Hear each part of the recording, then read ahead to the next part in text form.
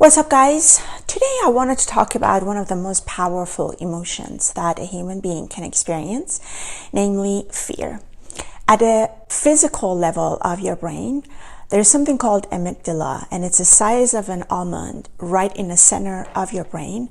And that little thing is the one that regulates mostly what happens in the brain frequencies, and how it regulates emotions such as fear. If you look at history, but also if you look at your own life, you will very shortly notice that the governments, people in power, bullies, even people who are not bullies, those who are able to control something or someone, most likely they will be using fear, whether they know it or not, and they exploit it, and they know how to do it, whether they know it or not. And here's how it happens. Let's start by looking at how fear is actually built from the beginning. When I was doing cognitive psychology and cognitive sciences, there is a huge section called developmental cognitive psychology, which essentially covers a lot of topics about when we are children and how the brain develops and how behavior develops and whatnot. One of the most interesting part that I found was actually about fear. There are a lot of research, there are a lot of studies that have been done as that research and study and look further into how a child becomes fearful of anything. If you have a chance to read those studies, go and do a search online and you'll be able to find those studies and read it, because it's very interesting. Essentially, what most of them are telling is that fear is learned.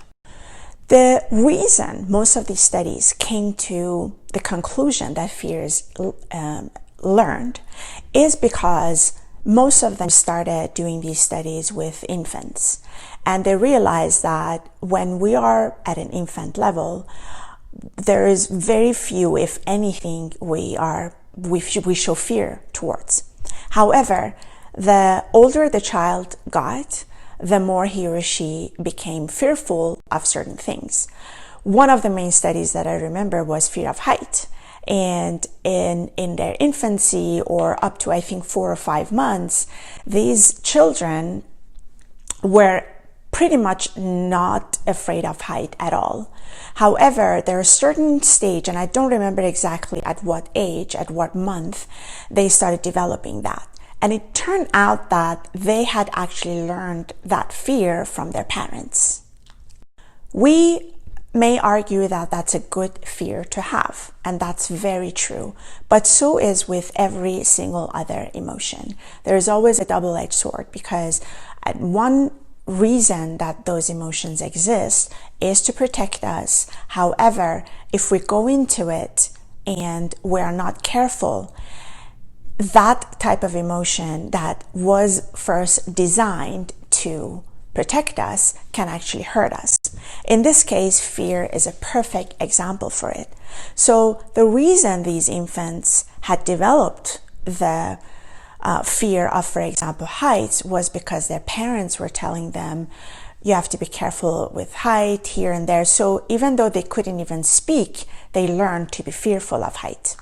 Now, again, that is a good fear to be had, because if these children had not learned to be fearful of heights, obviously they would just jump from everywhere and they would hurt themselves.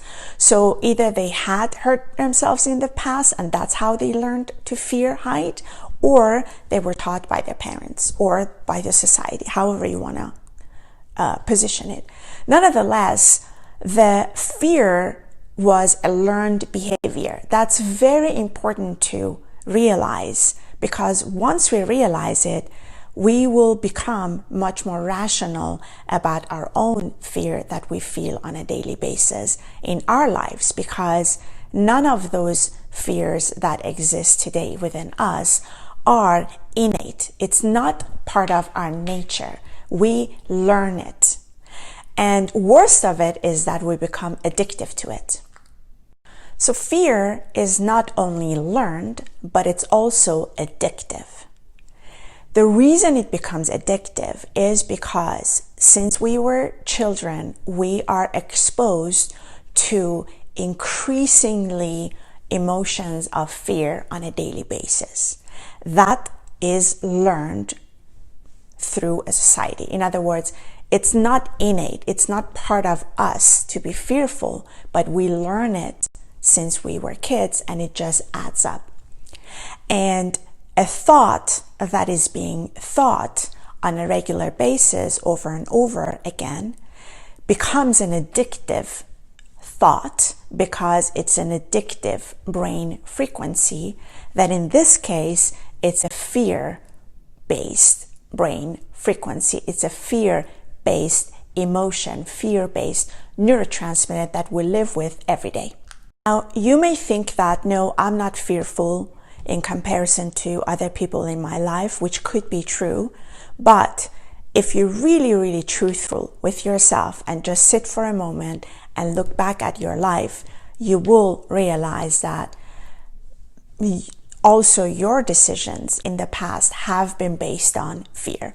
Whether we want to believe it or not, and whether we want to be truthful about it or not, fear is extremely of an inspiring or motivating emotion. And that is how the governments and how power that be, relationship that we had, and etc., they are able to control and manipulate people, or when people are in relationship, they're manipulating each other through fear.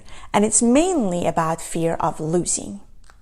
In this case, let's take the powers that be that people are fearful about. The type of fear that they know to be working are the fear of losing. Because when a human being loses something, they are wired to feel pain. And we are also wired to not want to feel pain.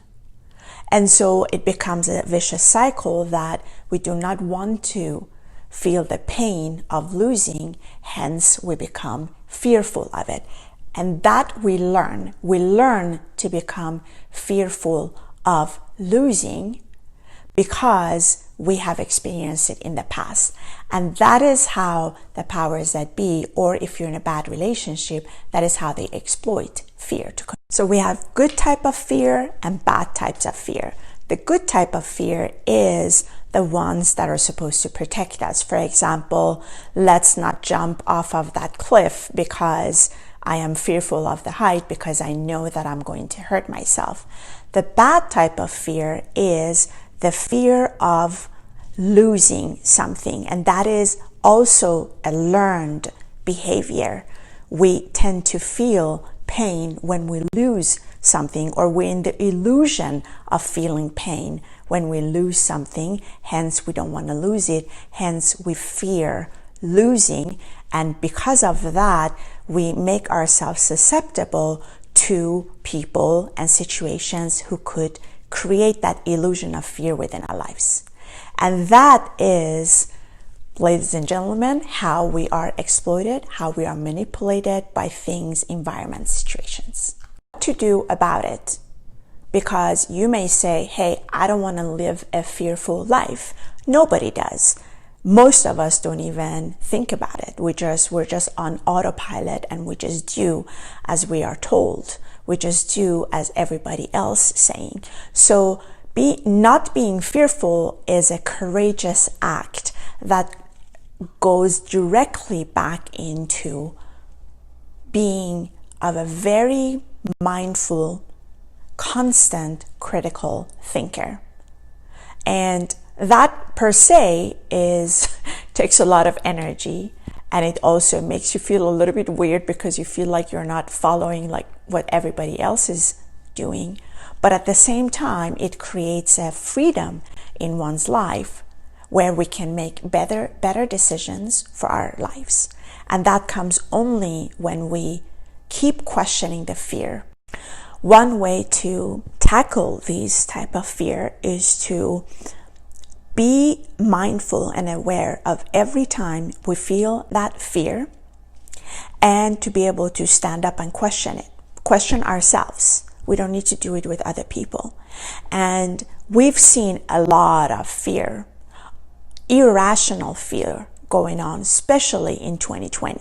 We've seen it all year, everywhere, as long as humans existed. But I think in 2020 it was really magnified. Everybody saw it, where you have people who are extremely fearful, and they are so fearful that they are even stop thinking for themselves to do critical thinking, and they have just very irrational fear. Now, we're not here to judge anybody, but that's just a fact with most of us.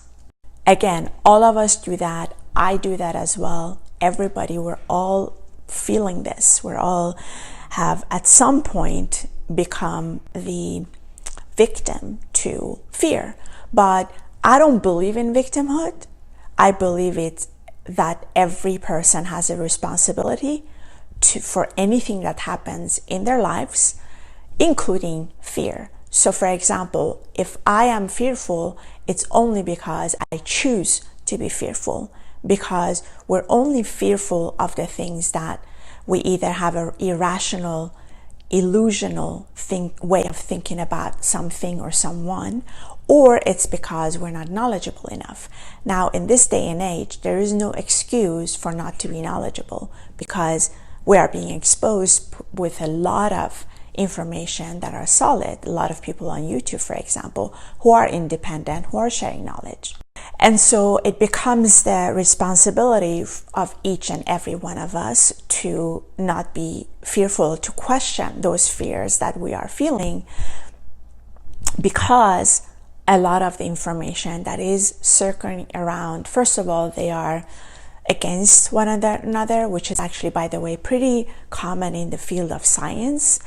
But I think a lot of people overreact to these different type of opinion about the science and data because they're not used to it. But if you've had a background in research, it's pretty common that scientists disagree with each other all the time, even with the same freaking data.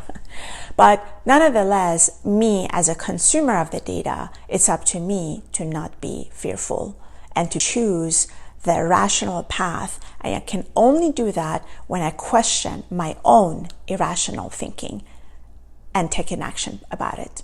If you find yourself fearful on a daily basis, whether you admit it to other people or yourself or not, one of the ramification of it is that you will notice that maybe you are less efficient, for example, in terms of making decisions. Sometimes it's good to be cautious, but sometimes it's the fear that is paralyzing.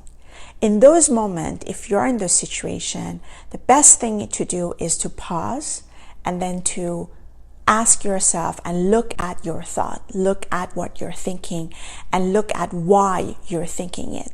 Is the information that you're believing, is it an illusion or is it a real information?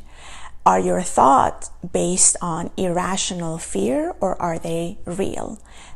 That determination is up to you. It is on you to determine whether your fear belongs to this category or that category. And once you know that, you will be able to make decisions to either shake off that fear or